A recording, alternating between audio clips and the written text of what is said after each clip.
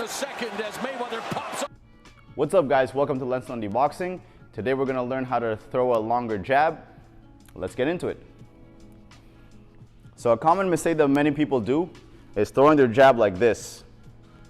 Okay? You're not getting as much range as possible because you're not rotating your body open.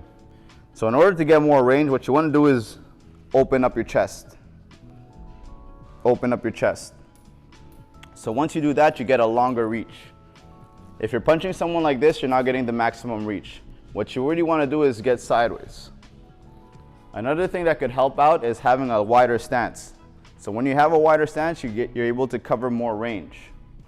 If your stance is too small, your punches will stay short. So what you want to do is, instead of jabbing like this, is opening up the chest. Now, in order to do that, I don't want my front toes to be pointing the bag, because if I rotate my body right, I'm going to feel a lot of strain on my knee. So what I want to do is always have my front foot shifted 30 to 45 degrees towards the right. So I'm always slightly sideways when I'm hitting the bag. I'm never going to hit it square, because if I do, I'm getting a shorter reach. So I'm going to simply rotate my body towards the right and open up my chest.